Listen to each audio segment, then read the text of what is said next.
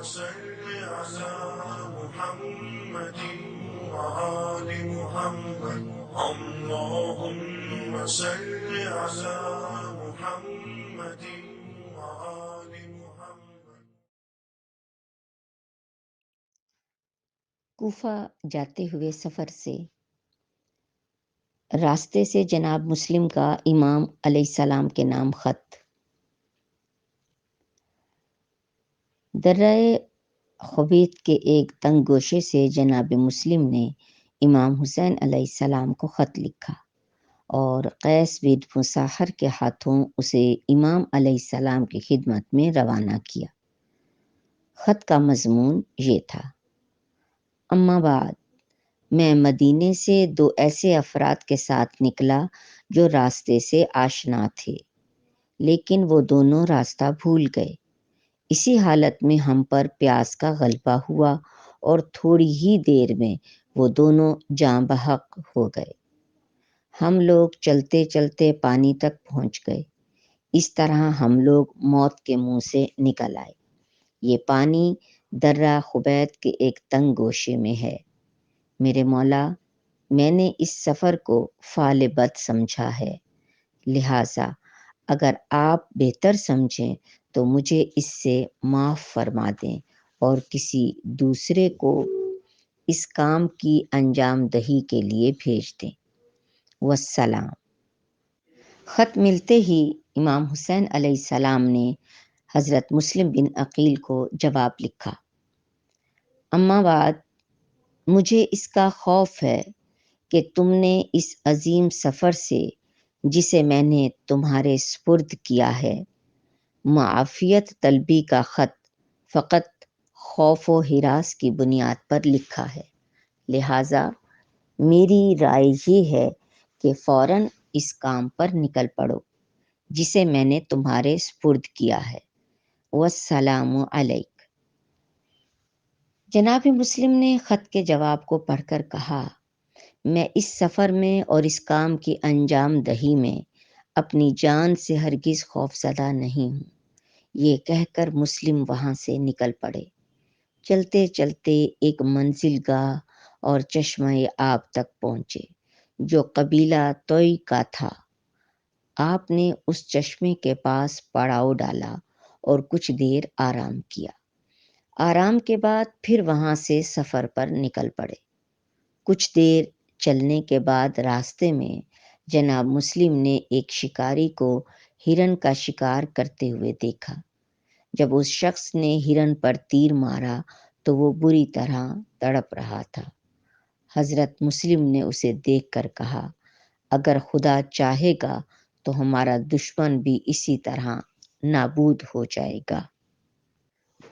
وہاں سے حضرت مسلم بن عقیل پھر آگے بڑھے، یہاں تک کہ اپنے تینوں ساتھیوں قیس بن مساحر سویدادی، عمارہ بن عبید السلولی اور عبد الرحمن بن عبداللہ بن القدن ارجی کے ہمراہ کوفہ میں داخل ہوئے اور مختار بن ابو عبید ثقفی کے گھر میں مہمان ہوئے۔ وہاں پہنچتے ہی شیعہ ہر چہار جانب سے آپ کی خدمت میں شرف یاب ہونے لگے اور رفت و آمد کا ایک سلسلہ شروع ہو گیا۔ جب سب شیعہ جمع ہو گئے تو جناب مسلم نے ان کو امام حسین علیہ السلام کا خط پڑھ کر سنایا۔ خط کے مضمون کو سنتے ہی وہ سب کے سب رونے لگے۔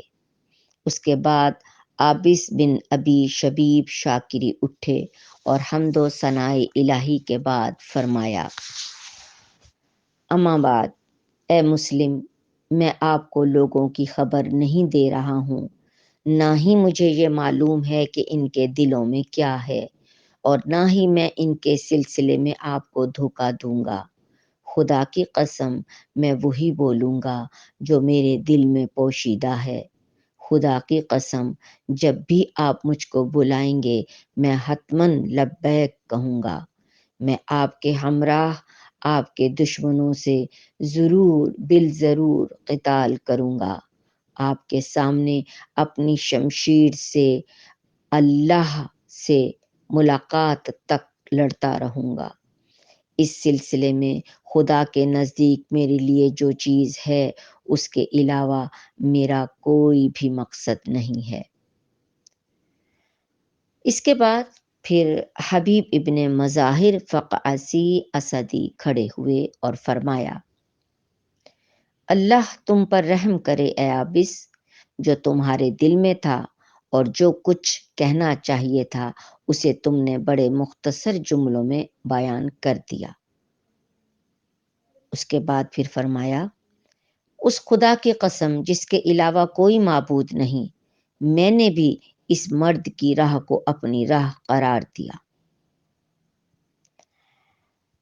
جناب حبیب ابن مظاہر کی اس بات کے بعد پھر حنفی کھڑے ہو گئے۔ یہ ان کا پورا نام سید بن عبداللہ حنفی ہے، جو اہل کوفہ کا خط لے کر امام علیہ السلام کے پاس گئے تھے اور امام کا جواب لے کر کوفہ پہنچے تھے۔ اس وقت حنفی نے بھی اسی طرح اپنا ارادہ ظاہر کیا۔ پھر ایک کے بعد ایک سب نے اپنے اپنے تاثرات کا اظہار کیا۔